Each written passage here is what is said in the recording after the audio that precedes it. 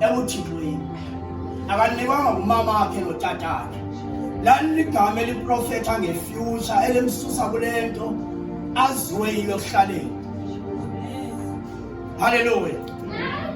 Kodwa imessage yanamhlanje ingokuthobela uThixo. Ningabahoya abancane. Ingokuthobela uThixo. So ithi ngoba iBhayibhile mayisehla ithi wayemile kakuhle iqala kanjalo leka kamama weSu. Leka mama uvi ithi yona wayemhle. Hallelujah. So leka mama weSu ithi wayemile kakuhle wayemhle nasebusweni. Iphinde iqaqise ukuthi abazali bakhe uyise nonina bathini babhulwa. Hallelujah. So lento ke ngiyaqaqisa ukuthi ekubhubheni kwabazali bakhe afumane umzali onguMordecai. Ayizange be-excuse into yoba hallelujah.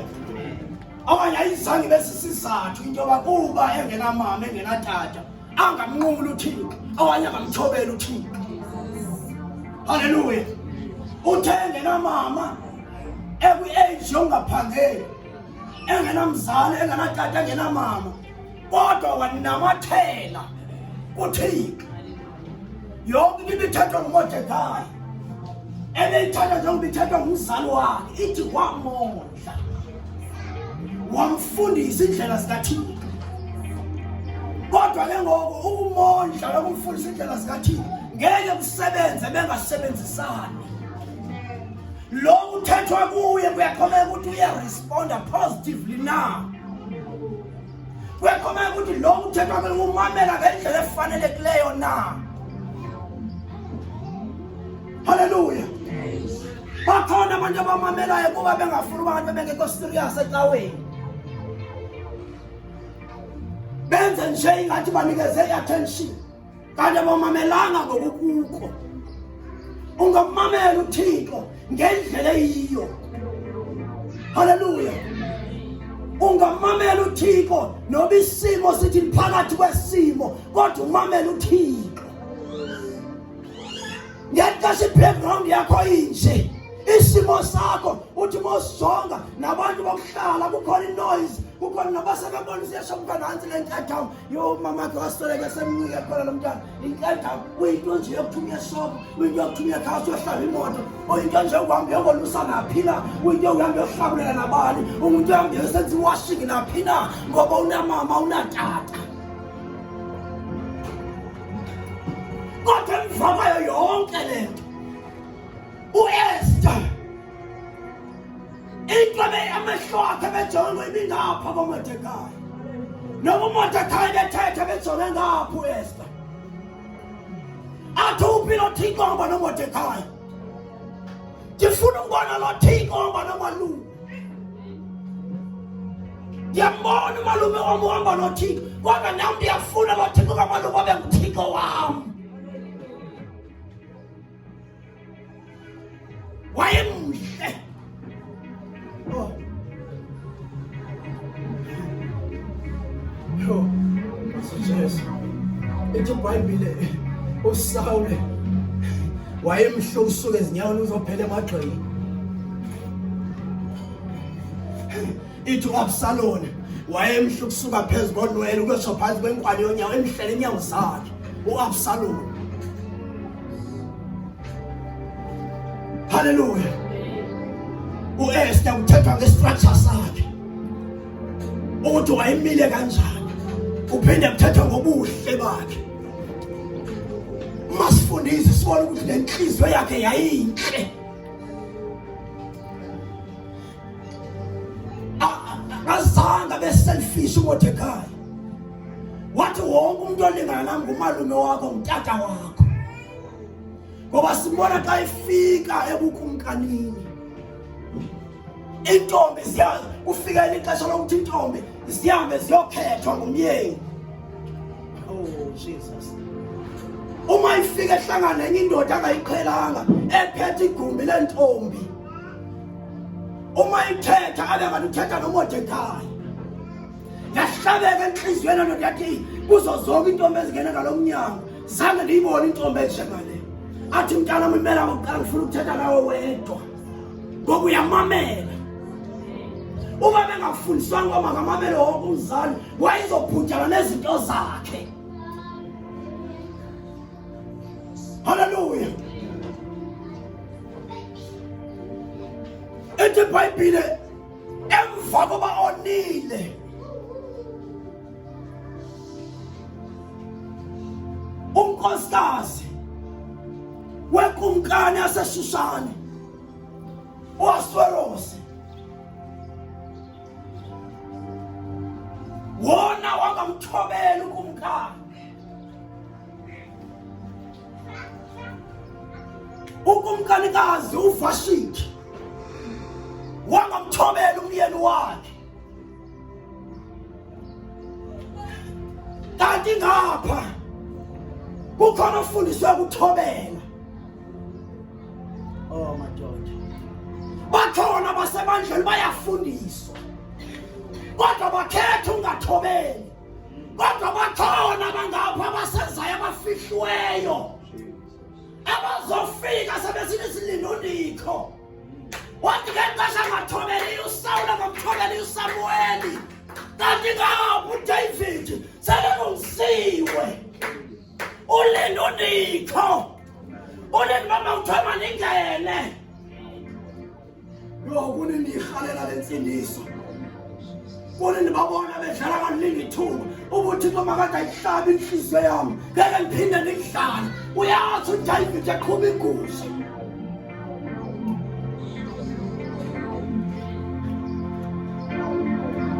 Hallelujah. Ethi iBhayibhile uqala izihlandlo uSawule obubuhle bakhe bokuphela ngabo bengamhlanga ubuhle bakhe bokuphela lumkelo ukhonza uThixo. Uhlamba impahla zothi ingqondo yakho ungayivumeli ongayihlanzi. Lumkelo ukhonza uThixo. Ubuhle bakho kuphela bokuphela khona ishethi yakho ungadluli ngoba ingqondo yakho ivuma ukuthi uThixo makayihlambe. Inhliziyo yakho uvuma ukuthi mayikhona isibonelo esengqondweni yakho. Into esenhliziyweni kaThixo ubuhle bakho buphele emagxeni. Hallelujah. Kodwa le ntombi esithetha ngayo yayinhle ebusweni imile kakuhle nomzimba wayo. Inhle engqondweni imamela isenza ilizwi.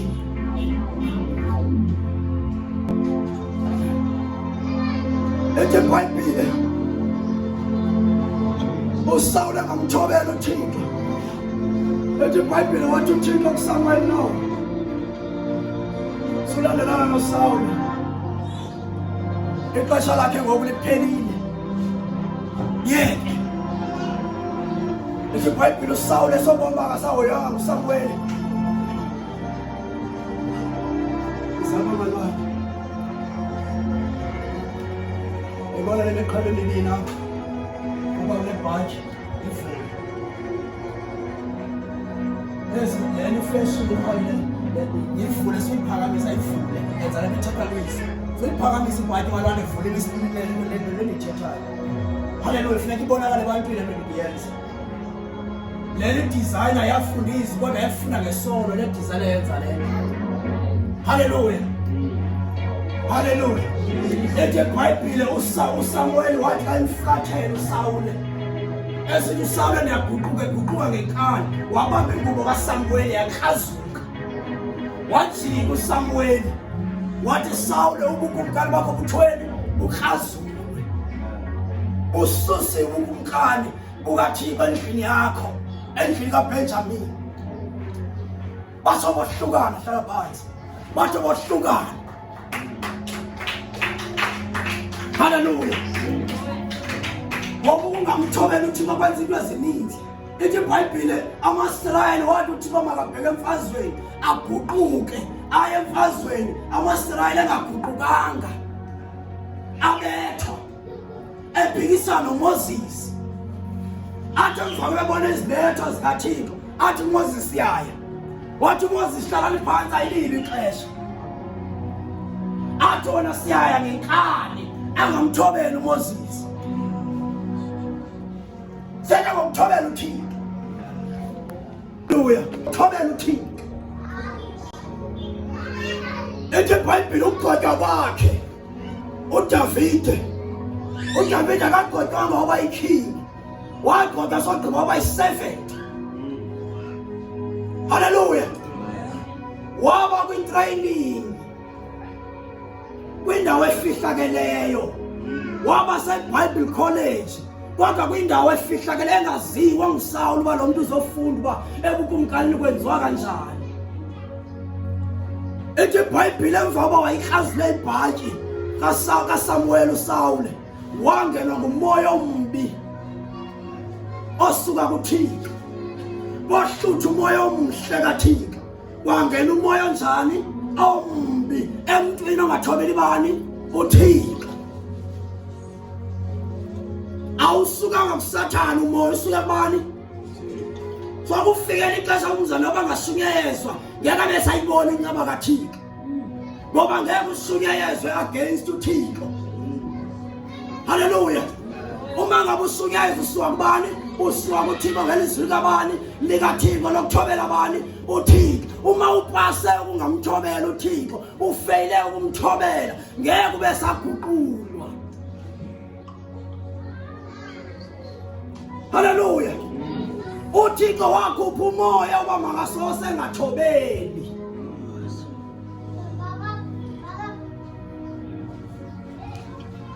Haleluya. Emva kokubeka lo moya ongathobeli, uThixo wathetha konyana kubantu abaseva uSawule, bathi Sawule njengoba unalo moya ombi kudingeka umuntu ozokubethela uHathi. Wayithatha lento uSawule yenza isizathu yabaluleka. Basogqiba bathi ukhona umfana esimaziyo, unyana kaYese, abambiza ngegama unyana kaYese, bathi likroti ligorha indoda enobukhulu. Bamveza ukuthi uyalwa, bamveza ukuthi indoda enesibindi. Kwasikhona umehluko phakathi kwesibindi nantoni? Nenkani. Inkani ayisindiswanga, isibindi sesikaThixo. Ontamo olukhulu abalingeni izulu abamthobela uThixo oSawule. Haleluya. Ethi iBhayibheli bamcacisa wathi uSawule makahamba ayocela. Wangena uDavid ePerez engaziba ungena kumkani omsha. Okwangoku uzibona ngathi uya-asharisha, uzibona ngathi uhlamba izitulo, uzibona ukuthi umuntu nje ohlabelelayo, uzibona ngathi uyashumayela, kodwa uzibona ngathi yokushumayela kwakho ayibalulekanga, kodwa uThixo uzokukhombisa izinto zenziwa kanjani. Ixesha lakho liyeza, ixesha lakho lilapha liyeza, kodwa qhomeke kuthi ixesha lakho lokufunda ulisebenzisa kanjani. Haleluya. Elixesha la ithi iBhayibheli wayethi uSawule mangabe evukelwa ngumoya ombi uDavid atsofe adlala uHathi. Ngamanye amaxesha uSawule avela ahola isweat kanti uDavid adlala uHathi, amphose nesweat alala uDavid, isweat idlule esedongeni, aphume ngomnyango uDavid, kodwa ngomsaphinda kuyo uDavid azodlala uHathi. Haleluya. Ungayipasi test yakho noma isimo sithini, ngeke ubone ngathi umfundisi akakuthandi, kodwa yona into uThixo afasa, ngoba kukhomela ukuthi uyathobela na, ngoba le nto inokuthobeka phakathi. Ngeke ubone ngathi bangabe uyasonela umuntu ubetha ngengqini ubuye wadongeni, kodwa uThixo into eniyifunayo khona into kaThixo lapha.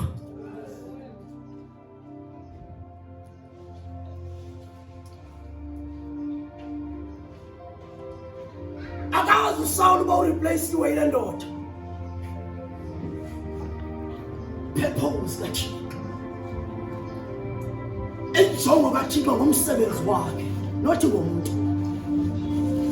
uthi uqaphele kakhulu ngomsebenzi wakhe nothi ngomuntu uthi uqaphele umsebenzi wakhe ubizo lwakhe noba ngathi ugqoke kangani mawusifa alufu bizo ayifi injongo kaThixo mawusuka kuThixo ayisuki injongo kaThixo ayixabani noThixo but ukuxabana lento efakwe kuyo injongo exabana noThixo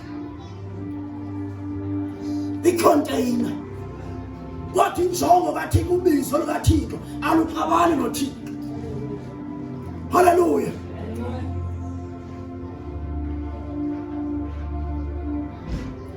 Uyona waxabana noThixo kodwa ubizo likaThixo zange luxabane noThixo. Uyona washinda abekumele ukuthi ushumayela kuyo kwasinabazalwana bashinda kufanele ukuthi baseva kuzo. Lixesha lokushayela akafuna ukushayela ufuna ukushumayela lixesha lokushumayela akafuna ukushumayela ufuna ukushayela but akenzeke kufanele ukuthi uyayenza. Hallelujah. Makhuleka mama kushaya basefike. Hallelujah.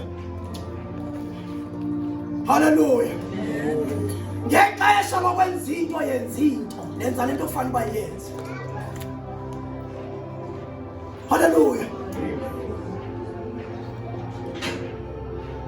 Thank you, Jesus. David akahlaliswanga phambi kokumkani kuba kumnandi kusebukumkanini. Kwakusebukumkanini ngegama kodwa yenzeka phakazimbi. Kodwa wahlaliswa injongo kathi kube understand uba ugcotyiwe uThixo for umsebenzi kaThixo. Hallelujah. Ithi iBhayibhile uThixo wamnceda ngoJonathani unyana kaSawuli. Masithi umoya ingcwele zonke izinto unoba uthi uyamangalelwa umangalelwa ngezinto izinto ngosuku uzixayisa ngezinto ezimele nawe. Umoya ingcwele yena ngokwakho uzokuhambela phambili akuthini akuthethelele. Ngexesha uDavid asengxakini utata kaJonathani emane emphosa ngeswethi uThixo wavusa uJonathani baba kabe yifriend kaDavid. Ngapho uDavid uyashuthiswa ngapho umoya ingcwele kufuneka ezele direction. uJonathani uyahamba uyomamela uyise uba uyise ugqiba ngelithini athethe uyise amamele uJonathani aye kuDavid athi uthi udidi ngoku namhlanje funeka ubaleke ungabuki. Ikhona ivesi ethi baba lesigqibo zange bebe na chance yokuthina cause unyaka wasempunkanini uJonathani wayenomphathi wentongaza wayenestakamba naso. Isitakamba naso kafuneka simjonge ukuthi wenza izinto ezifanelekileyo zasempunkanini na akukho umuntu athethana angafananga ukuthetha naye na. So wayengakwazi ukuthetha noDavid athethe izinto ezimfihlo zikaSawule ekhona umphathi wentonga ngoba umphathi wentonga wayesisitanga sikaSawule. Hallelujah. Uthi ke ngoku uJonathani kuDavid wena David hamba endleleni ufike uzimele emva kwelitshe mina ndizoza ngomso uba ngabe utata uthe uzokubulala uzotsala utholo ngilungise ngapha yakwakho ngibese ndikhwaza ndisithi ngapha yakwakho ngoba lithetha ukuthi baleka. Ukuba ngaba kufuneka ubuyele ekhaya ndizotsala utholo ngilungise nganeno kwakho uba ndithi nganeno uthetha uba zimfeze kuthi utata akazikwenzani ngoba le ngqondo yayidlalwa uba angazi umphathi wentonga kaJonathani bakwenziwa ntoni. Wakudlala ingqondo wakhona umuntu afuneka eshiyekile. uSawuli kwafuneka ayifumana information ngoDavid. Hallelujah.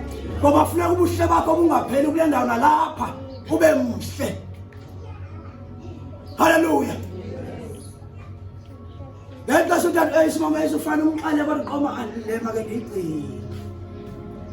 Nakangazi utata weshuba ndixabene nomalwane.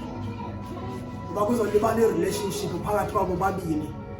ulimale umsebenzi kaThixo phakathi kwaba maningamxeleli bandixabele nomali wami usebenze le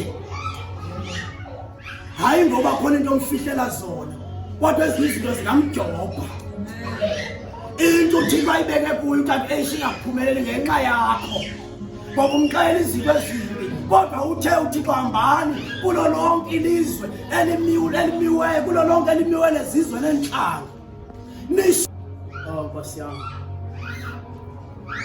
wamjonga wenza into obuthixo uJonathan makamthande kakhulu uDavid lo gabe athukelwa kakhulu nguyise lathi khatya olukolo kaJonathan uthando wamthanda uDavid ithi iBhayibheli bathi besemadlelweni wathatha isweto uJonathan wathi David ungumntawethu wathatha isweto wasika kuye wathi David nawe yenza njalo wasika uDavid bahlanganisa ingalo zabo badibanisa igazi uDavid antungela kaEse akangwasemkumkanini then uJonathan ngonyaka kaSawule unyaka wekumkani wathatha ubukumkani basuka kuDavid wathatha igazi likaDavid lasuka kuJonathan uJonathan waba ngunyana kaYese waba ngunyana wesithathu uDavid waba ngunyana wekumkani nevesi bengithetha ngayo benzuke ngisithi uthi mayethetha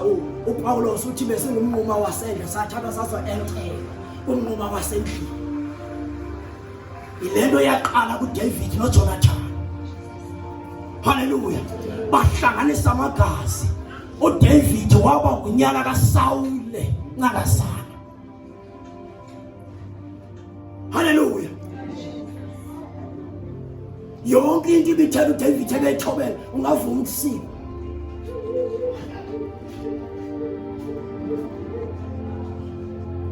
ungavuma ukulimala ngenxa yepurpose kaThixo wena mawulimala yabaleka nasuke nihlale phansi kandiyeke uma uqhubeka uyalimala uyayeka ukhonza kodwa khona manje uthi uYesu anikakhasi kuze kube segazini ukhona manje lakhazilwayo Nkosi Jesu ngivale lebhabhe ngicela khona ukashayisha bangasemnyama ifake iqhabe naliqhabe emva kwecala intobeko kathi uthobela noba kuhlungu sometimes leaders zethu bangathi asisithandi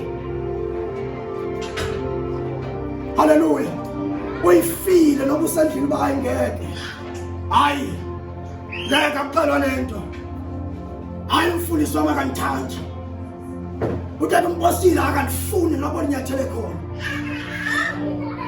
ndiba ngathi ndenza kakuhle hayi amehlo akhe avalekile akakubona ukwenzaka awenzeli mna wenzela uThixo njalo haleluya and indlela ye-calling yakho kufuneka utshikazele ngoba unenhlani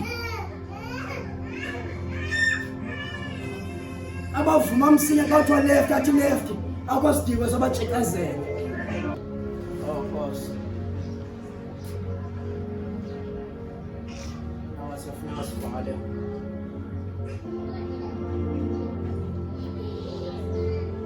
haleluya haleluya haleluya umthobelo uThixo uba nenhliziyo enjani once wafuna ukuthobela uThixo lo yabona inhliziyo yakho ihlambulukile wasogqiba wastadisha indlela umthobela uThixo wayifunda kakuhle